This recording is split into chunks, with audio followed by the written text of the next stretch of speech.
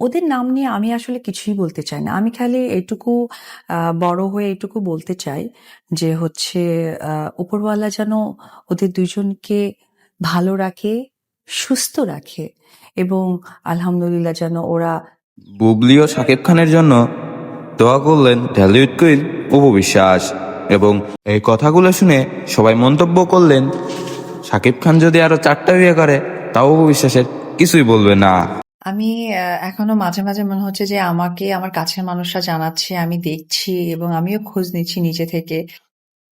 Total বিষয়টাই খুব হঠাৎ করেই হয়েছে। আমি বললাম যে লাক, তো আমার সমস্ত কিছুতে আমাকে সাপোর্ট করেছে, সাপোর্ট করে আসছে, ভালোবেসে যাচ্ছে, অন্ধের মতো ভালোবেসে যাচ্ছে।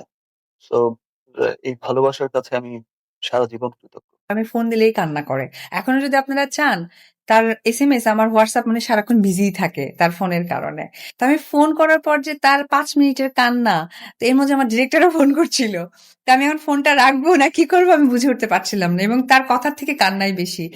এবং অনেক বাজে ভাবে তাকে প্রেজেন্ট করতেন, যেটা আমার খারাপ লাগতো। হ্যাঁ, কিন্তু আসলে মানুষ তো তাদের জায়গাটা বলবেই, কারণ মুখ তো আর কারো স্টপ করা বা কমেন্ট সেকশন তার বন্ধ করা সম্ভব নয়। মানুষের ভালো লাগা মন্দ লাগাটা তারা প্রকাশ করবেই। তো সেই জায়গা থেকে আমার কাছে মানে খুব খারাপ লাগতো, কিন্তু আজকে সেই মানুষগুলোই অ্যাকচুয়ালি তার ইয়ে নিয়ে ফ্যান কথা হয়ে বলছে। গেছে। আমার খুব ভালো লাগে এটা। একদম। তুফান সিনেমা নিয়ে অসংখ্য পজিটিভ রিভিউ আছে।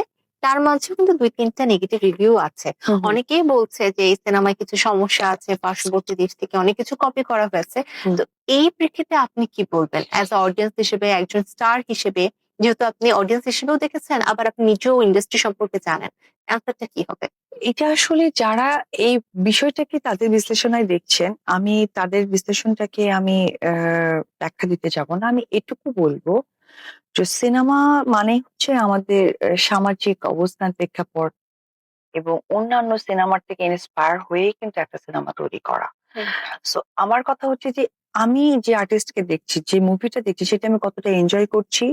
ব্যবসায়িকভাবে অবশ্যই লগ্নি করেছেন প্রযোজক, সেটা কিভাবে ব্যবসায়িকভাবে উন্নয়ন করছে এবং আমাদের দেশকে কিভাবে রিপ্রেজেন্ট করছে হুম, হুম, বা প্রেজেন্টেশনটা কিভাবে তৈরি হচ্ছে, এটা হচ্ছে মূল ব্যাপার।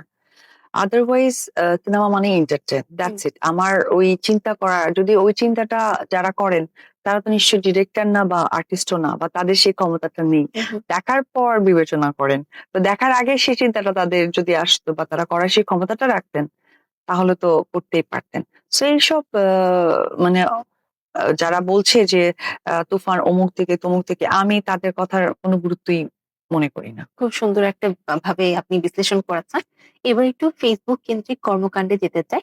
সেই ক্ষেত্রে আসলে একটা জিনিস আছে যে বলা হয়ে থাকে যে আপনি অনেক সময় তাকে কপি করছেন আমি বা সে আপনাকে কপি করছে। আমি কপি করছি? এটা আসলে জানতে চাই আপনার কাছ থেকে। আপনি এটা কিভাবে ব্যাখ্যা করবেন? আমি তো আকাশ থেকে বললাম আমি কপি করছি। কি জানি, আমি তো কপি করি নাই। আর আমি আমি আমি কপি করি। তারপর বা আপনি তাকে করছেন বা সে আপনাকে করছে। আমাদের বিয়ের কথাটা জানতেন না? আমার তো একটাই উত্তর, আমার বিয়ের কথা জানতেন না?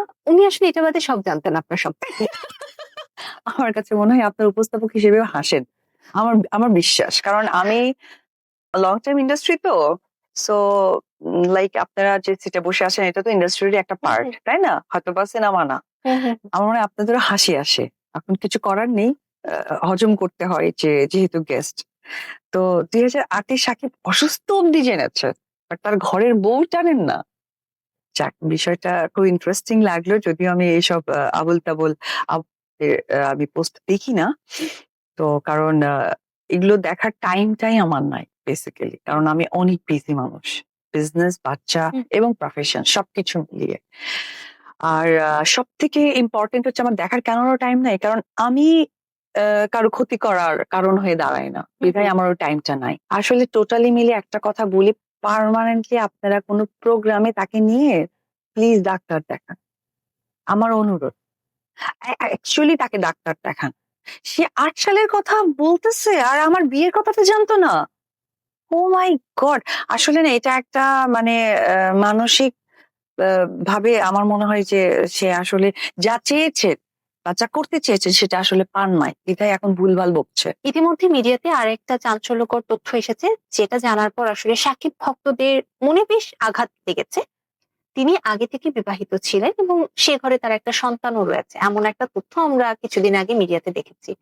আচ্ছা, এটার সত্যতা আমিও কতটুকু দেখেছি। ছিল? হ্যাঁ, এটা তো খুবই সেনসিটিভ একটা ইস্যু। এই বিষয়ে আমি কোনো মন্তব্য করতে চাই না। কারণ এই ইস্যুগুলো আসলে একটু আ সেনসিটিভ। সো এই বিষয় নিয়ে আমি মন্তব্য করতে চাই না। তবে আমি এইটা দেখেছি। এটা দেখেছি যে মানে তার আগের বিয়ে বা সন্তান বা কিছু একটা whatever, এটা আমিও শুনেছি। অনেকে এরকম বলে থাকছেন যে কেবলমাত্র আলোচনায় থাকার জন্যই এ ধরনের ধাওয়া পাল্টা ধাওয়া, মারামারি, ফেসবুকে কাদা ছোড়াছুড়ি হচ্ছে। ব্যাপারটা কি সত্যি আলোচনায় থাকার জন্যই এটা কে হচ্ছে? আলোচনায় থাকতে চায়? আমি? সেটা তো আপনারা বলবেন। আসলে আচ্ছা। কে থাকতে চায়? মানে এই উদ্দেশ্যটা কি আমাকে করে করা? যে এটা আলোচনায় থাকতে আসলে চাই? এটা আসলে আপনাদের দুজনকে কেন্দ্র করেই করা। ইস! ওনাকে আমার সাথে মানে এসব এসব হচ্ছে গিয়ে যে পরী একটা স্ট্যাটাস দিয়েছিল না বকরি? হুম। হ্যাঁ, এসব বকরি-সকরি নিয়ে আমার সাথে কথাই বলেন না। আসলে এরা এরা যে লেভেল, যে স্ট্যাটাস এর, এদের সেখানেই মানায়। কারণ এরা কিছু মানুষ আছে গায়ে পড়ে নিজেদেরকে প্রেজেন্ট করতে চায়। তো সেটা কোনোভাবেই কিন্তু এড়ানো সম্ভব না। এবং দেখবেন যে কিছু মানুষ তৈরিই হয়, আল্লাহ তাআলা এভাবে পাঠিয়েই দেয়। যে এরা গায়ে পড়বে এবং হুম। মানুষের বিব্রতকর অবস্থা তৈরি করবে। গতকালকে মনে হয় না কয়েকদিন আগে দেখলাম ফেসবুকে আমাদের উপর বাংলার আর্টিস্ট এই ঈদে কাজ করেছে শাকিব খানের সাথে। সে তাকে চিনতেই পারলেন না।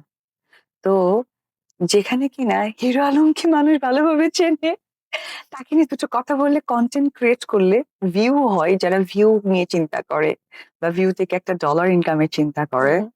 তো তাকে চিনতে পারলেন না। ডিরেক্টরকে নাকি জিজ্ঞেস করছিলেন যে পার্সনটা কে?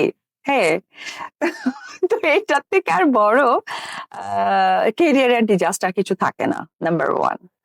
আর ২০০৮ সাল থেকে সে যদি স্ক্রিপ্টেড কিছু লিখে থাকে, রিয়েলি হ্যাপি যে বললাম না যে মিথ্যে কথা বলার পর পরের অনুষ্ঠানে আরেক কথা বলতে হুম। হয়।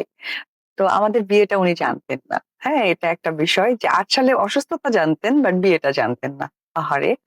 তবে আমি এক বাক্যে একটা কথাই তার উদ্দেশ্যে বলতে চাই। ওনাকে প্লিজ রিকোয়েস্ট, যদি টাকা পয়সা দিতে হয় আমি পাঠিয়ে দিব। তাও একটু ডাক্তার দেখাক। আর এইবারের মতো শাকিব খানকে যেন সুন্দর সুস্থ কেরিয়ার নিয়ে সামনে এগিয়ে যেতে দেয়। কারণ এই যে ফেসবুক পলিসিটা শুরু করেছেন উনি, সেই বেবি বাম থেকে শুরু করে এই পলিসিটা এবার আল্লাহর হস্তে মাফ করুক। আর ওনার চিকিৎসার জন্য, উন্নত চিকিৎসার জন্য উনি যে দেশে যেখানে এয়ার অ্যাম্বুলেন্সে যদি যেতে চায়, আমি তারপরও যত কোটি টাকা লাগুক